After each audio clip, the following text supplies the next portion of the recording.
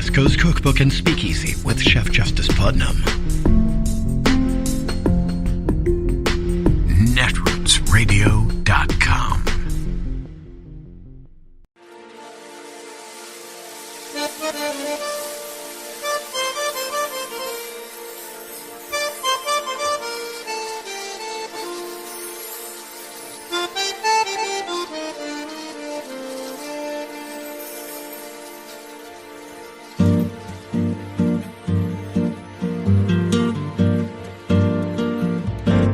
Je voudrais du soleil vert, des dentelles et des théières, des photos de bord de mer, dans mon jardin d'hiver. Je voudrais de la lumière, comme en Nouvelle-Angleterre. Je veux changer d'atmosphère, dans mon jardin d'hiver. Ma fleur sous la pluie de novembre, tes mains qui courent, je n'en peux plus de t'attendre. Les années passent, il est loin, là je tombe. Nul ne peut nous entendre. Je voudrais du Fred Astaire, revoir un latte. So if you have spent some time with Special Counsel Jack Smith's recent court filing in his prosecution of 2020 election interference, then you might have discovered an interesting little tidbit.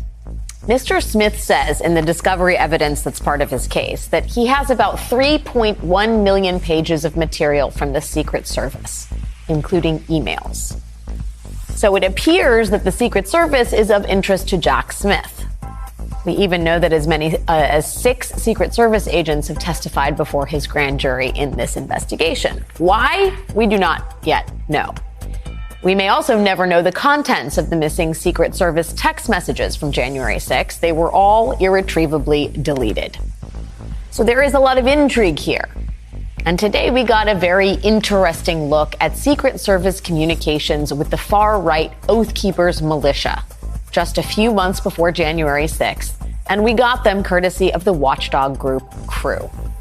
Now, we already knew that Secret Service agents were talking with the Oath Keepers about their plans to attend a Trump rally in North Carolina in September of 2020. We heard this from an Oath Keeper who testified during founder Stewart Rhodes' criminal trial. And the Secret Service confirmed that contact, but also said those interactions were routine. Having said that, it looks a little different when you read the communications themselves. After speaking to Stewart Rhodes, one Secret Service agent described himself as an unofficial liaison to the Oath Keepers, inching towards official. That is a Secret Service agent describing himself as a would-be official liaison to the Oath Keepers, a paramilitary organization.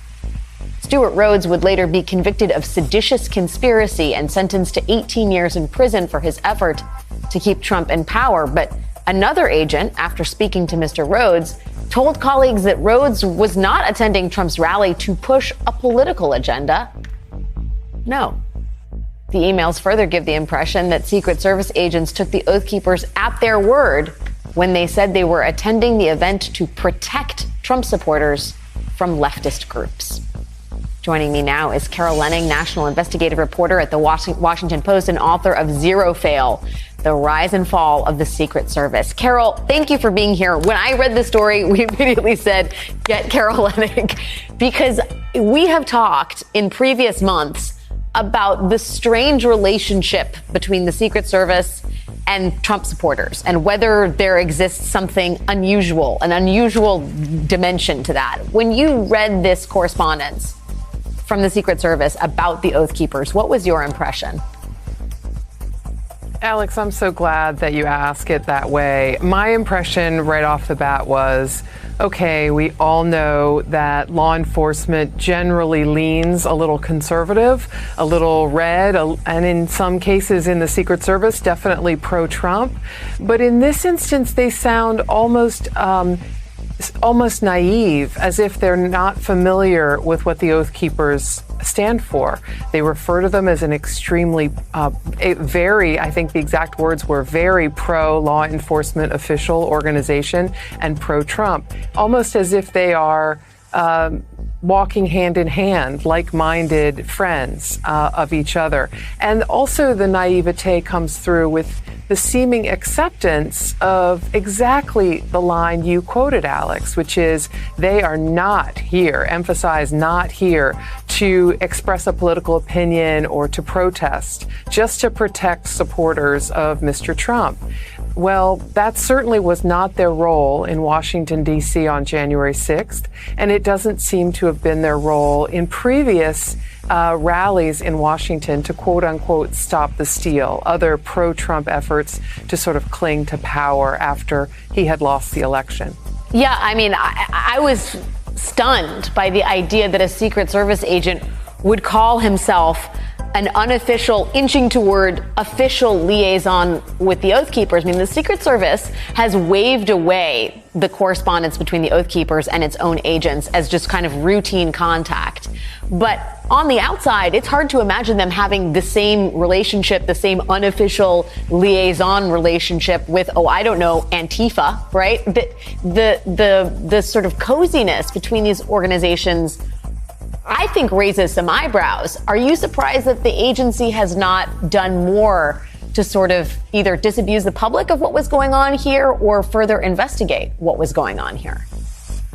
So, I think it's hard to draw a real clear, I totally get your gut instinct. I think it's hard to draw a conclusion about how the Secret Service uses the term liaison. It is, and I just want to say this in fairness, it is normal for the Secret Service, when the president is involved, for them to reach out to different protest groups to try to suss them out, maybe undercover or in plain clothes, and say, hey, just want to check in with you, Oath Keepers, Proud Boys, Right to Life marchers, whatever the group may be, want to touch base with you, want to let you know the rules, want you to be aware of what you can and can't do during this rally or this event. That's not unusual. However, I think what this really highlights and cements for a lot of us reporters who wrote extensively about January 6th is that law enforcement did not have any real palpable fears about a conservative-leaning group with white nationalism and white supremacists in its midst, paramilitary in many respects, and basically viewed it as guys that were on the side of cops. And therefore, they were only worried, and this is not just the Secret Service, but law enforcement generally only seemed to be worried about the idea of like a fracas. If Antifa showed up and Trump supporters showed up, there'd be violence and blood in the streets. But that isn't what happened. And that naivete and that assumption about what the Oath Keepers were up to was, really an intelligence failure writ large for the federal government, not just the Secret Service. Yeah, and when you talk about that intelligence failure, let's say in and around January 6th, my question to you is, I noticed, I'm sure you did, that Jack Smith has included 3 million pages, some of it redundancies, some of it unrelated but necessary for the purposes of discovery. But nonetheless, a lot of material from the Secret Service in this initial batch of discovery that's being shared with Trump's legal team. Do you have any thoughts on what that could be?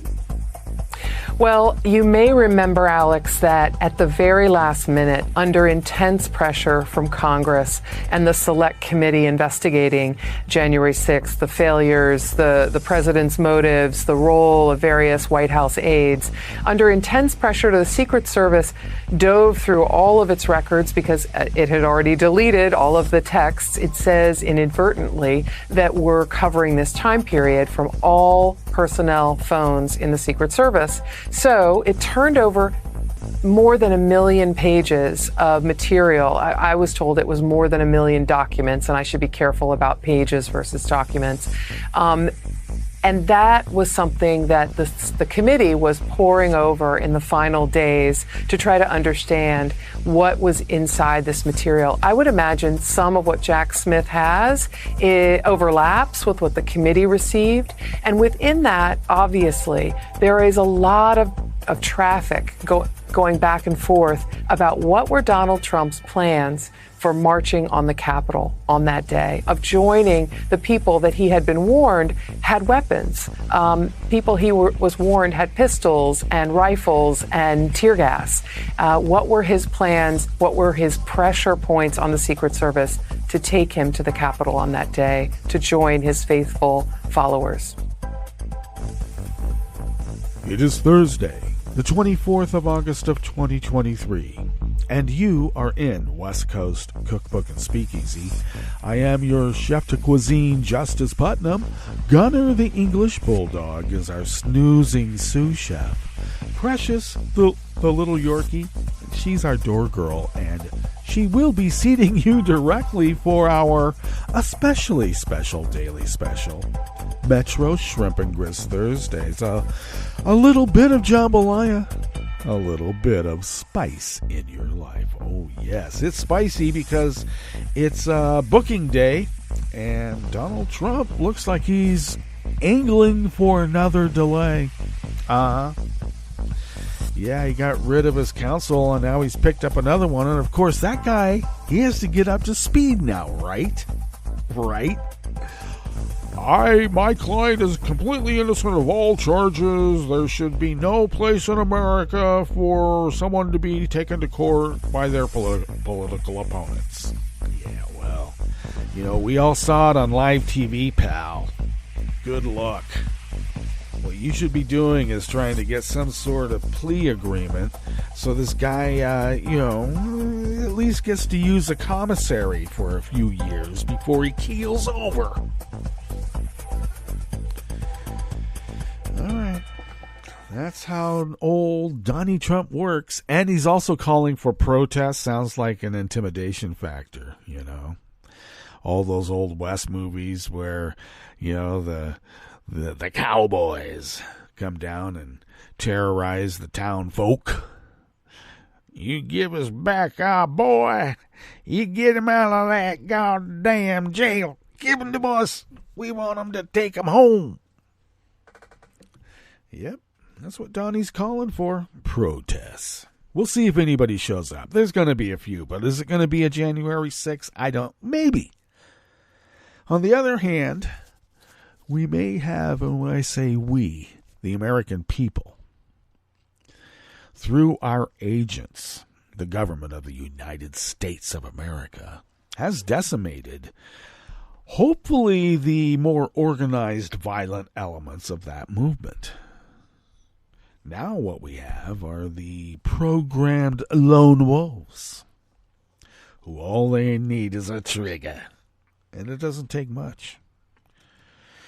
Yeah, I don't think the trigger is like in the Mel Gibson movie Conspiracy Theory where, the CIA or whatever the clandestine spy agency, rogue agency would put out, copies of Catcher in the Rye by J.D. Salinger. And all it had to be, it wasn't even the book. All it had to be was just the cover. That's how, successful the imprint was, the brainwashing. And then he would be triggered to do whatever it was that they wanted him to do. Yeah.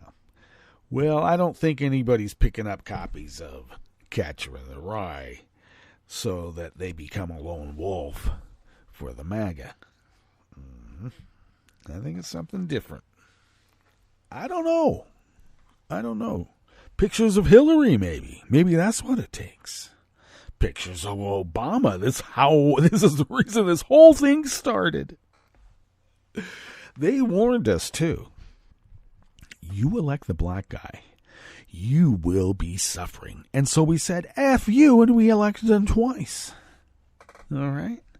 We don't stand around and sit around and let them dictate to us what we will do with our country. We're Americans. And they warned us, and they're now acting out upon all of their ultimatums. And their ultimatums are ultimately to destroy the United States of America because they want the freedom to be bigots, racists, and Nazis. And the American people are going to say, hey, F you, pal and gal. We don't work that way, all right? Uncle Sam rolls up his sleeves and punches Nazis. We're not going to Neville Chamberlain this time. It's been Neville Chamberlain quite a bit. Because, they're our neighbors, are they? Well, I got to tell you, the Nazis had a lot of neighbors, too. And you know what they did with them? Rock pile. Or at least the wall. That's how it was in the beginning.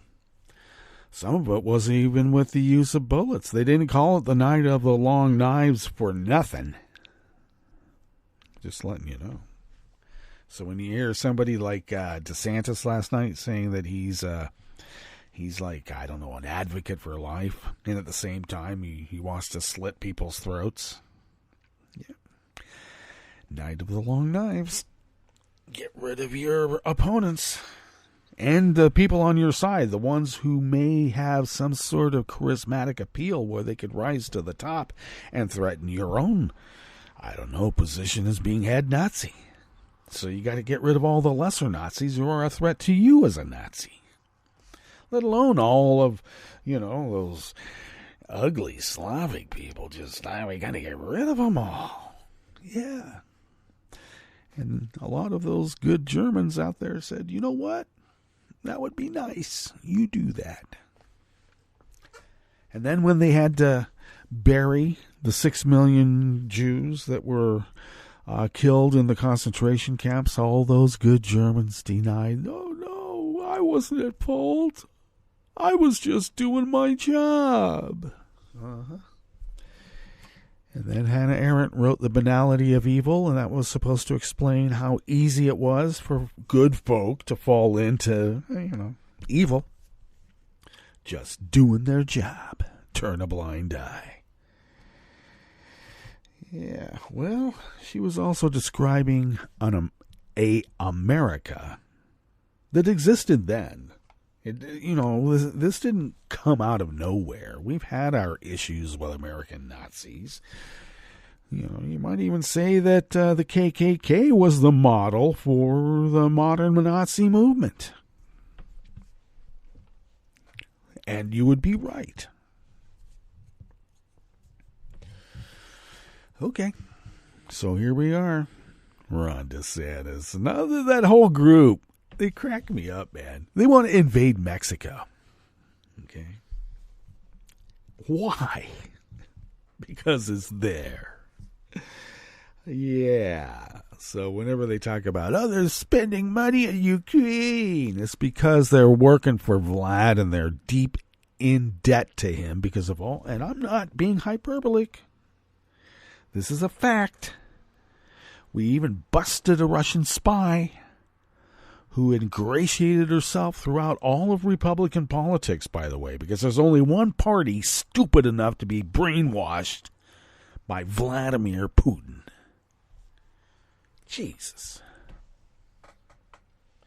We warned him. We warned him and said, you guys ought to, exercise a few critical thinking skills because you're really susceptible to a lot of BS. Welfare queen. What was the first thing they saw in their heads when they heard the term welfare queen? Give me a break. All right. Didn't just arise recently with Trump. No, they've been working this for decades. And I'll say it again, there was only one party primed for the violent takeover of the United States of America by a hostile foreign power. Mobster government. Jesus. Okay. I don't like it. And I don't think we're going to stand for it.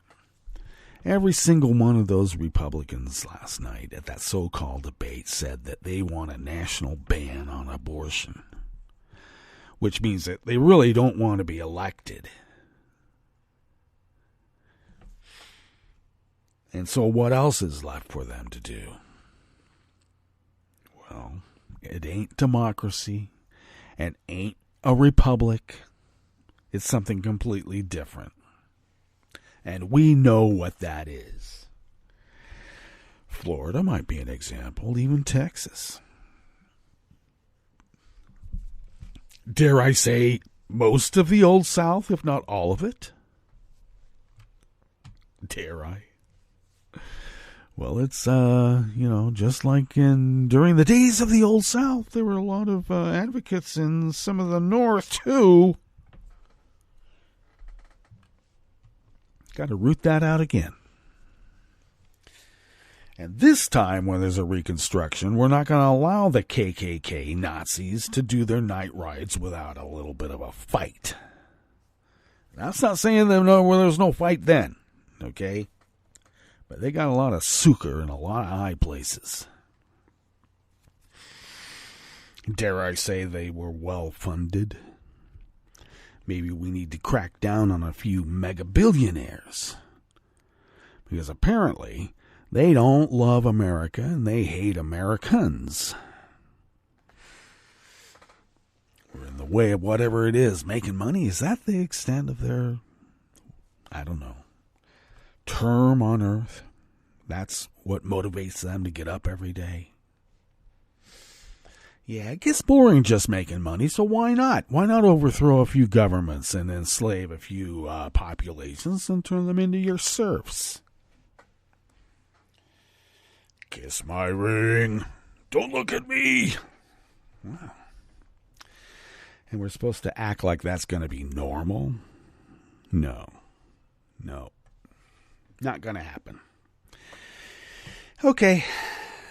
Rant is over. I guess I should just get right into the curated part of the show because this is how we center ourselves. Take a deep breath. Get rid of all the bad toxins. Are there good toxins? Anyway, we get rid of the toxins. Fill ourselves with new rage. What? No. We're not the raging type. We really want to make things better. But I got to tell you, they're making me mad. I wish they wouldn't do it. What happened to the days of yore when, you could be neighborly and everybody aspired to be a good neighbor? Now it's like, you're not going to force me to be a good neighbor. I know, no one could force another person to be a good neighbor, but would you be a good neighbor? Alrighty. What do we have in store? Yes, the Secret Service had such a blind spot at the top. Yes. In the opening, they had such a blind spot for the Oath Keepers ahead of January 6th, they deleted all of their texts with them during the insurrection. Yeah. I think there's a big scandal there, and we know what it is. And Jack has other things that he can reconstruct all of those deleted texts. And he has. On the rest of the menu, wildfires raging near the California-Oregon border killed at least one person and destroyed over a dozen homes. The superintendent of Tulsa Public Schools in Oklahoma is stepping aside in an attempt to avert a takeover of the district by the state superintendent, who accused the schools of taking funding from Communist China. Wow. Yeah, this brain rot has really infected a lot of that party. But we already know that. And the Justice Department announced charges against hundreds of COVID-19 fraudsters of the theft of more than $830 million in emergency aid. I actually think that's been bumped up to at least $1 billion. We'll look at the article. After the break, we move to the chef's table, where the Taliban is preventing scores of Afghan women from studying abroad. And Nicaragua's government declared the Jesuit religious order illegal and ordered the confiscation of all of its property. Wow, what is this? The 100 Years' War? All that and more on West Coast Cookbook and Speakeasy. Bon appetit.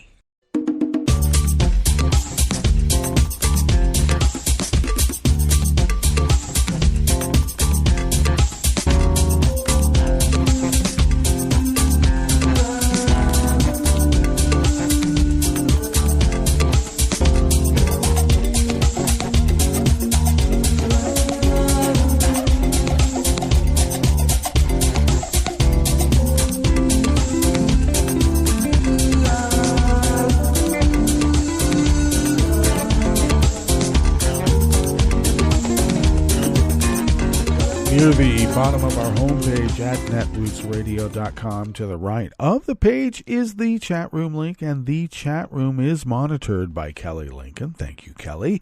Across the page from that chat room link to the left, near the bottom of our homepage at netrootsradio.com, is the link to our Patreon page, and please become a recurring Patreon of Netroots Radio, because we do need help paying our bills. I'm a little embarrassed to admit after all these years, and I have been admitting it after all these years. So thank you for your generosity. And how have people been generous all these years? Well, if you could afford to send us what you might spend on, I don't know, how about an espresso type coffee drink? If you could afford to buy us an espresso type coffee drink once a month and instead send us those funds, we were able to pool those funds with like-minded folk, and then we're able to put a big dent in the bills and the costs of running this powerhouse of resistance. And boy, we have to be more of a powerhouse now. Look what they're trying to do. We're not going to allow them to get away with it, will we? No, we won't. So thank you for your generosity in allowing us to fulfill our civic duty as the founders originally intended so many, many years ago. And it's true. If you would like to follow Netroots Radio on Twitter, we're still there. Well, for how long, we'll see. But nonetheless, on Twitter, Mastodon, Spoutable, and soon to be Blue Sky, you can do so at Netroots Radio. Tom takes care of those. Thank you, Tom. Follow me on Twitter, Mastodon, Spoutable, Blue Sky, etc. at Justice Putnam. I post the show notes and links diary 10 minutes before showtime. It just happens automatically. I plug in the parameters at like what time, and there it is. So there you go. Anyway, that shows up 10 minutes before showtime. And if you follow any of my social media feeds, you'll be able to get a quick link to those show notes and links diaries and the diary that day of what we are expounding upon here in this salon we call West Coast Cookbook and Speakeasy. And, of course, as you know, that's where the real reportage is that we are inspired by. So there. You can follow the show on Twitter at Cookbook West End Pickup Podcasts by way of Spreaker, TuneIn, iHeart, YouTube, iTunes, etc., etc., etc. But none in that etc. has Stitcher anymore. Not happy about it. I'm just not. Okay. Got it off my chest one more time.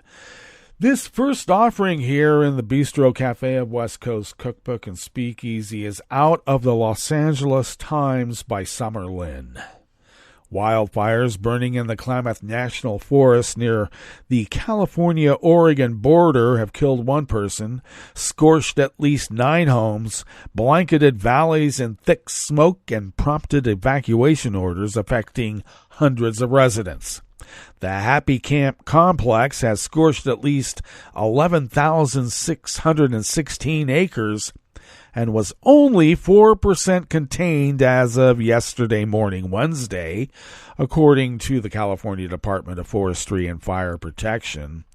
The complex is made up of several fires. The largest, the Head Fire, has torched at least 6,400 acres. The other fires include the Canyon, Three Creeks, Elliott, Swillop, Oofish, Malone, Den, Townsend Block, Gold, Scott, and Lake. The fires were sparked by relatively dry thunderstorms that moved across the Klamath National Forest on August 14th, bringing abundant lightning that ignited about 20 fires. Ken Lee Oliver, age 71, of Scott Bar, was found dead on August 16th at about 2:23 in the morning in the driveway of his home on Roxbury Drive after the area was evacuated due to the head fire. The investigation by the Siskiyou County Sheriff's Office is ongoing. An autopsy will be conducted to determine the cause of death. Mike Lindberry, a spokesperson with the fire's incident management team, confirmed the death occurred before the team arrived on Thursday last. The 9 residences were destroyed in the initial phases of the fire in the area of Scott Bar. As of Wednesday morning yesterday, 755 people were ordered to be evacuated, and 1,609 structures were threatened, according to CAL FIRE. An evacuation center has been set up at the Catasrom Wellness Center in Wairika. Emergency closure orders for parts of the Klamath National Forest include a portion of the Pacific Crest Trail, which is closed between Etna Summit and the Oregon border.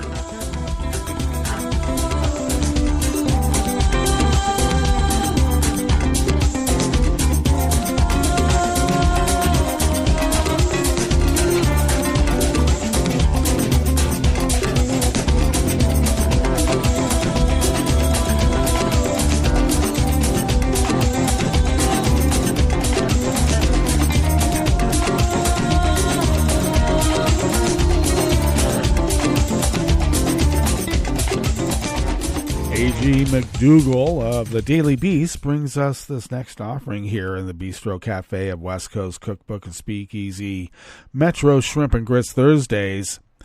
The superintendent of Tulsa Public Schools in Oklahoma said that she would step aside in an attempt to avert a takeover of the district, an effort being spearheaded by a state superintendent known for ranting about woke ideology and accusing the district of taking funding from communist China. Deborah Gist, or is it Gist, said in a lengthy email to district colleagues that leaving on September 15th would be the hardest thing she's ever done. But she said it was the best way for the district to avoid being stripped of its accreditation status, forcing schools to close in the state's largest district, and to keep control of our schools where it belongs, in Tulsa, with our elected Board of Education, she wrote. Gist has been at loggerheads with Oklahoma State School Superintendent Ryan Walters for months, something she acknowledged in the email was a reason for her departure. It is no secret that our state superintendent has had an unrelenting focus on our district and specifically on me, she said. And I am confident that my departure will help to keep our democratically elected leadership and our team in charge of our schools. We'll see about that. Because in response, Walters said in a statement that he was pleased to see what he characterized as the Tulsa's board's removal of Gist. From day one, I called for the removal of Gist in order to get the district on a path to success, he said in an accent totally made up on the moment. I am optimistic that this is a step in the right direction, that the public school system and the community take their situation seriously. Financial transparency and academic outcomes must come next. I will put Tulsa kids first. Sounds like he's going to go against the democratically elected leadership. Walters, the former head of a nonprofit called Every Oklahoma Kid Counts, began ranting about the rigorous need for intervention in Tulsa over the summer. Earlier this month, he railed to reporters, Tulsa Public Schools is a bus being driven by Superintendent Deborah Gist. That bus has veered off the road. That bus has gone into a ditch. And now that bus has crashed right into a tree. The district, which is majority black and Hispanic, and serves a population that is 80% economically disadvantaged, did not meet Oklahoma proficiency rates for any grades in elementary or middle school in 2022, according to the state testing program. Hours before Gist's resignation was announced, Walters, a self-professed crusader against the woke agenda, took to Twitter to share a librarian's TikTok that was altered by the alt-right Libs of TikTok account to show her pushing the woke agenda.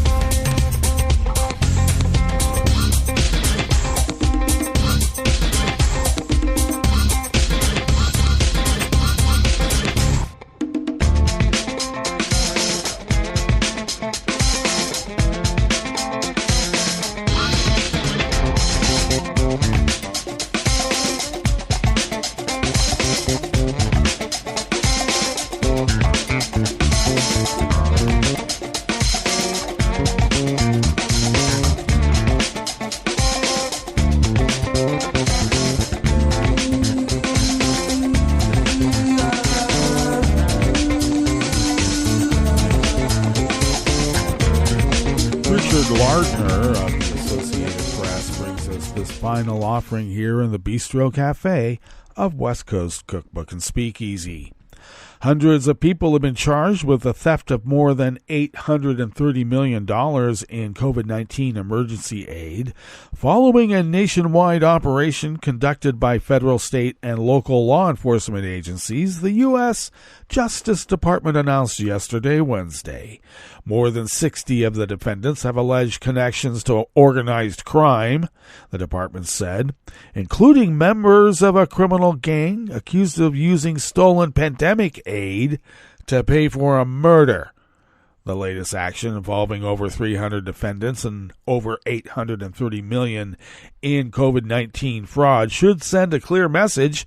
The COVID-19 public health emergency may have ended, but the Justice Department's work to identify and prosecute those who stole the pandemic relief funds is far from over, Attorney General Merrick Garland said in a statement. The 3-month operation, which ended in July, resulted in more than 300 people being charged, underscoring the pervasiveness of the fraud. We'll stay at it for as long as it takes, said Deputy Attorney General Lisa Monaco, who led a meeting of law enforcement officials that was live-streamed on the Justice Department's website. Most of the money was grabbed from 3 large pandemic relief initiatives designed to help small businesses and unemployed workers survive the economic upheaval caused by the pandemic. Nearly 3,200 defendants have been charged with COVID-19 aid fraud, according to the new Justice Department figures. About $1.4 billion in stolen pandemic aid has been seized. The murder-for-hire case, cited by justice officials, involved alleged members of a Milwaukee gang known as the Wild 100s. Federal prosecutors said they stole millions of dollars in pandemic unemployment assistance and used part of the money to purchase guns, drugs, and to pay to have a person killed. The federal indictment identifies the victim in the Wisconsin case only by the initials NB and does not specify how much of the plundered cash was used to finance the slaying. The Justice Department also said Wednesday it was creating more strike forces to combat COVID-19 fraud in Colorado and New Jersey, joining those already in operation in California, Florida, and Maryland. Well, that brings us to our break. And when we get back from that break, we will go through weather from around the world, and we will finish up with the stories that we have curated for you today. You are listening to West Coast Cookbook and Speakeasy, and we will be right back. You are listening to netrootsradio.com. Please hang up and try again.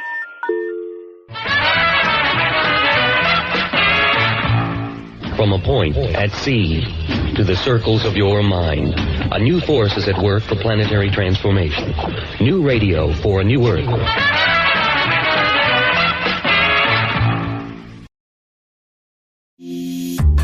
This program is presented by the Centers for Disease Control and Prevention. Hey kids and parents, it's back to school time. As you shop for school supplies and get ready for class, make sure you have emergency plans in place. Did you know that emergency preparedness plays a major role in school life?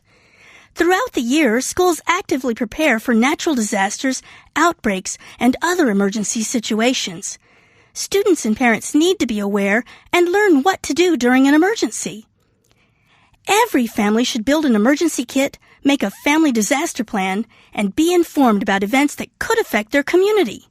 Parents, take a few extra steps to help children be prepared.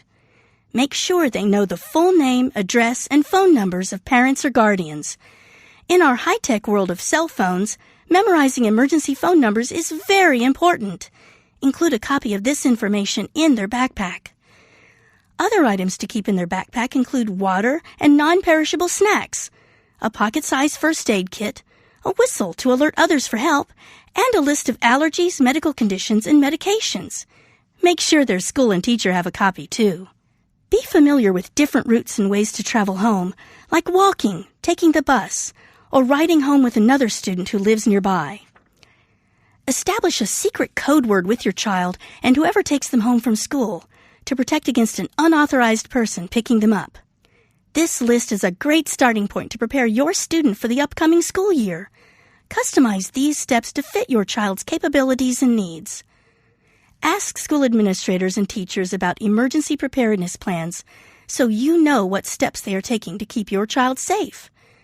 Many schools have guidelines on how to shelter in place during natural disasters, how to secure classrooms during an emergency lockdown, and how to teach preparedness curriculum to students. Remember, emergency preparedness is important for everyone. Children who are prepared are more confident during stressful emergency situations. By following preparedness guidelines, parents, children, and school staff can improve their safety and peace of mind. For more information on school emergency preparedness, visit cdc.gov/children/schools. To learn more about disasters and emergency preparedness, follow @CDC Emergency on Twitter or visit emergency.cdc.gov. So, let's get prepared. Have a great school year. For the most accurate health information, visit www.cdc.gov or call 1-800-CDC-INFO. This is a message from CDC. After hurricanes, tornadoes, and floods, standing water and excess moisture help mold grow in your home, garage, and other structures. When you return to a home that has been flooded, know that you're likely to have mold. Mold puts your family's health at risk. If you have mold growing in your home, you should clean it up and fix other water problems, such as leaks in roofs, walls, or plumbing. Keep your children and pets out of affected areas until you've cleaned. Control moisture in your home to prevent mold growth. To remove mold growth from hard surfaces, use commercial products, soap and water, or a bleach solution of no more than 1 cup of household laundry bleach in 1 gallon of water. Follow the manufacturer's instructions. Never mix bleach with ammonia or other household cleaners. It will produce dangerous, toxic fumes. Open windows and doors to provide fresh air. For more information, visit cdc.gov or call 1-800-CDC-INFO. This is an important message from the U.S. Department of Health and Human Services. After a storm or disaster, it's important to eat only safe food. Throw away perishables like meat, poultry, fish, eggs, and leftovers stored above 40 degrees Fahrenheit for 2 hours or more. Throw away food with an unusual odor, color, or texture.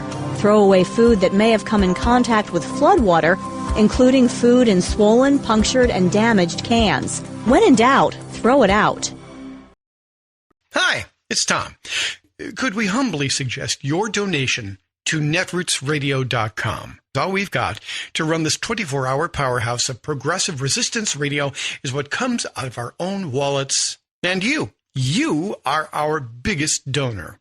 It doesn't take much, $3, $5. Just go to the bottom of our netrootsradio.com page and hit our secure donate button. Heck, you can even make a recurring contribution. So donate what you'd like at the bottom of our netrootsradio.com's homepage. Because you are our biggest donor. netrootsradio.com. Together, we are Resistance Radio.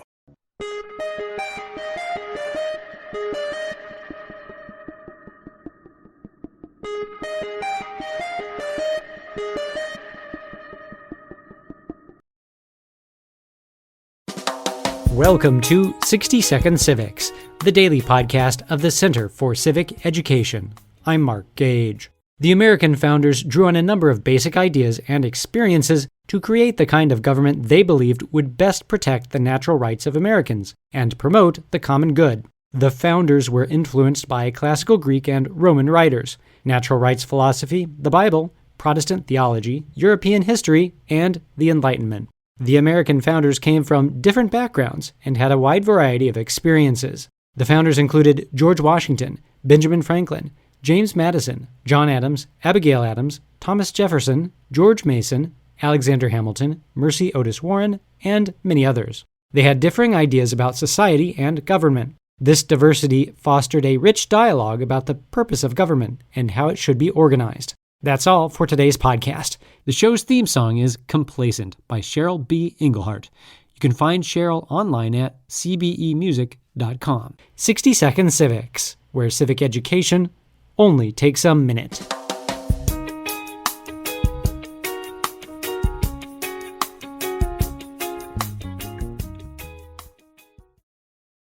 Can you be banned from voting when you're 90 because of a crime you committed when you were 18? I'm Bill Newman, and this is the Civil Liberties Minute. 15 states have a lifetime ban on voting as part of their punishment for various crimes. Note, 35 states don't. Now, consider Mississippi, where the state's constitution, adopted in 1890, specified for the lifetime voting ban crimes which, historians agree, were disproportionately prosecuted against black people. Unfortunately, lawsuits claiming that these lifetime bans violate equal protection have lost. But a challenge to Mississippi's lifetime ban recently won, based on an entirely different legal theory. The Fifth Circuit Court of Appeals 2-1 has ruled that the state's lifetime ban on voting violates the Eighth Amendment prohibition against cruel and unusual punishment. Because, for people who have completed their sentence, this continuous punishment, this lifetime deprivation of the most basic democratic right, serves no legitimate purpose of sentencing. It's irrational, constitutes vengeance, is punishment simply for the sake of punishment,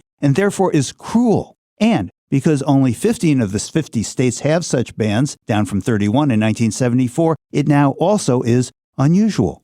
The dissent said the legislature can have a voting ban if it wants one, and the state attorney general has vowed to appeal. So, the case is likely headed to the Supreme Court. The Civil Liberties Minute is made possible by the ACLU, because freedom can't protect itself. I'm Rick Smith, and this is Labor History in 2.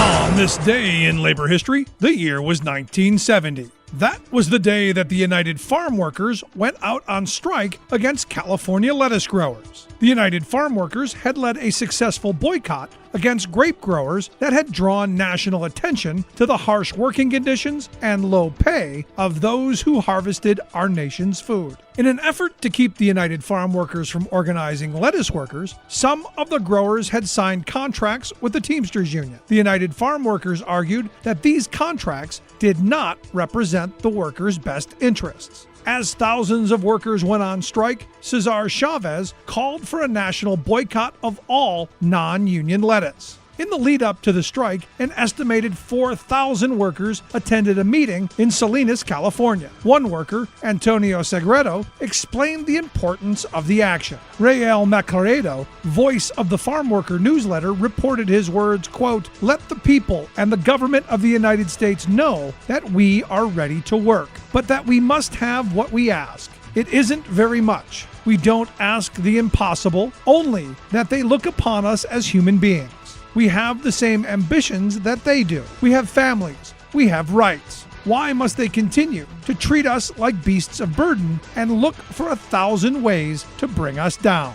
That December, Cesar Chavez was jailed for leading the boycott. Putting pressure on the growers through encouraging the public to boycott non-union harvested food was a key tactic for the farm workers movement. It impacted the bottom line of the growers and moved them to sit down at the bargaining table. Labor History in 2 brought to you by the Illinois Labor History Society and The Rick Smith Show. For more information, go to laborhistoryin2.com, like us on Facebook, and follow us on the Twitters at Labor History in 2.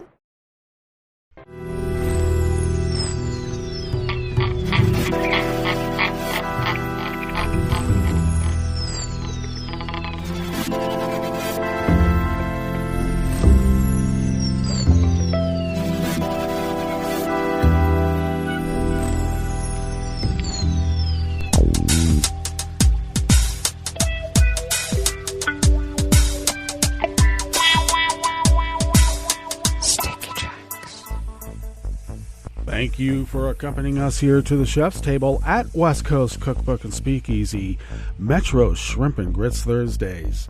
We always begin, whether from around the world, along the banks of the Rogue River in the Rogue River Valley of Southern Oregon, on the west coast of the continental United States of America, where it is currently 60 degrees Fahrenheit, expecting highs in the mid-90s, a bit warmer than what we had yesterday. Sunshine with a few afternoon clouds, a stray shower or thunderstorm is possible.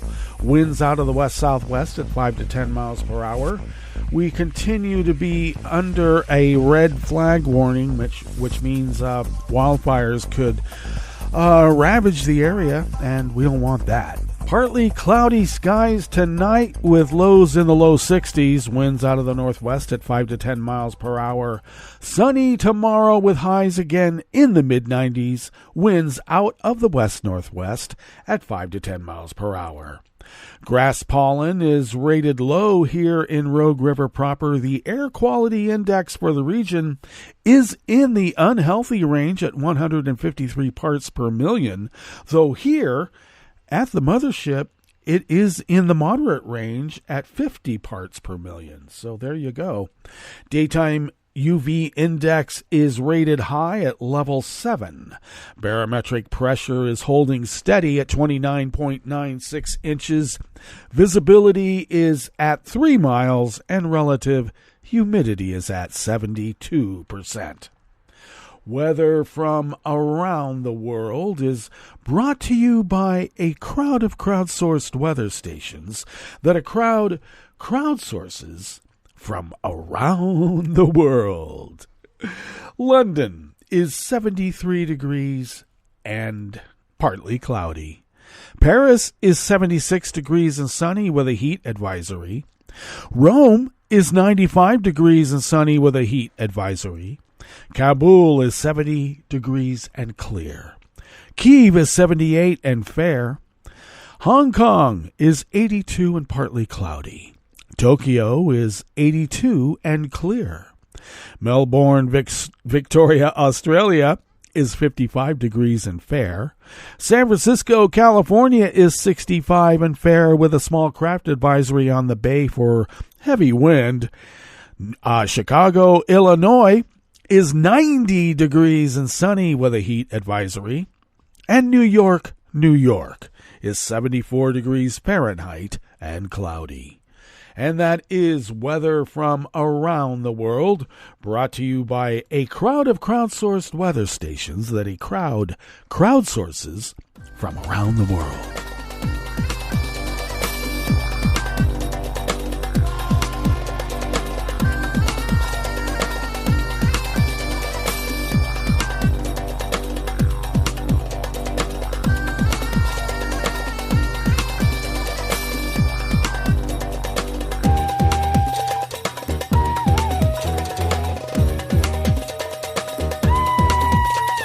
Staff at the Associated Press brings us this first amuse-bouche here at the chef's table at West Coast Cookbook and Speakeasy.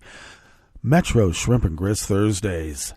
The Taliban have prevented scores of women Afghan students from traveling to the United Arab Emirates for education, according to the chairman of a group that offered them scholarships. Al-Hatabor said he had provided an opportunity for the women to study in collaboration with the University of Dubai, but despite securing university admissions, accommodations, transportation, health insurance, and an array of comprehensive services aimed at ensuring the utmost comfort and safety for the women students, our aspirations were crushed. Although the Taliban promised a more moderate rule than during their previous period of power in the 1990s, they have imposed harsh measures since seizing Afghanistan in August of 2021 as U.S. and NATO forces were pulling out after 2 decades of war. They have barred women from most areas of public life and work and cracked down on media freedoms. They have banned girls from going to school beyond the 6th grade and prohibited Afghan women from working at local and non-governmental organizations. The ban was extended to employees of the United Nations in April. The measures have triggered a fierce international uproar, increasing the country's isolation at a time when its economy has collapsed and a worsening humanitarian crisis. Taliban spokesmen were not immediately available for comment. Al-Hatabor urged all involved parties to quickly assist the struggling students. This stands as a profound tragedy, a blow against the principles of humanity, education, equality, and justice, Al-Hatabor said.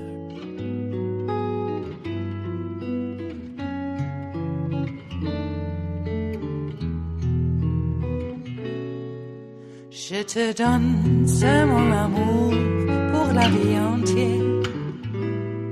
La promesse de me trouver à tes genoux. Aussitôt que tu m'appelles, rester toujours fidèle. C'est tout, c'est tout. Je te donne tous mes printemps, mes étés de mer. Mes automnes, quand les feuilles tombent partout. Si ce n'est pas une bonne affaire, je te donne tous mes hivers. Even more staff at the Associated Press brings us this final amuse-bouche here at the chef's table at West Coast Cookbook and Speakeasy. Nicaragua's government yesterday, Wednesday, declared the Jesuit religious order illegal and ordered the confiscation of all of its property. The move comes 1 week after the government of President Ortega confiscated Jesuit-run University of Central America in Nicaragua, arguing it was a center of terrorism. The confiscation order published yesterday, Wednesday, claimed the Roman Catholic order had failed to comply with tax reporting. It was the latest in a series of increasingly authoritarian actions by the Nicaraguan government against the Catholic Church and opposition figures. The Jesuit order, known as the Society of Jesus, has condemned the moves. The University of Central America in Nicaragua was a hub for the 2018 protests against the Ortega regime. After last week's announcement, the Society of Jesus of Central America said in a statement, "This is a government policy that systematically violates human rights and appears to be aimed at consolidating a totalitarian state." In April, the Vatican closed its embassy in Nicaragua after the country's government proposed suspending diplomatic relations. 2 congregations of nuns, including from the Missionaries of Charity Order founded by Mother Teresa, were expelled from Nicaragua last year. Well, that brings us to the end of our broadcast period for the day. But you do know Netroots Radio broadcasts on, and we will meet up here tomorrow for Blue Moon Spirits Fridays. So do stay tuned to Netroots Radio all day and all night for all the breaking news as it breaks. And we will meet up here tomorrow, right here in West Coast Cookbook and Speakeasy. Bon appetit.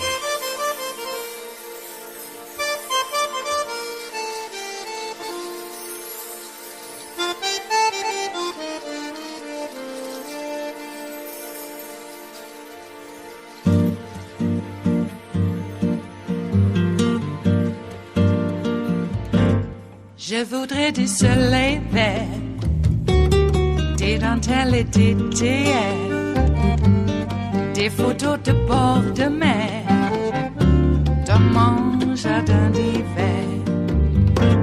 Je voudrais de la lumière, comme en Nouvelle-Angleterre. Je veux changer d'atmosphère, dans mon jardin d'hiver. Ma fleur sous la pluie de novembre, tes mains qui courent, je n'en peux plus de t'attendre. Les années passent, qu'il est loin, là je tombe. Nul ne peut nous entendre. Je voudrais du Fred Astaire, revoir un latte Goël. Je voudrais toujours te plaire, dans mon jardin d'hiver. Je veux déjeuner par terre, comme au long de golfe clair, t'embrasser les yeux ouverts, dans mon jardin d'hiver.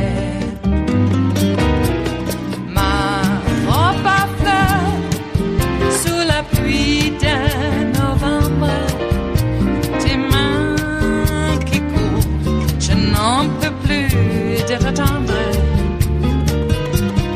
Les années passent, il est loin, là je tombe. Nul ne peut nous entendre.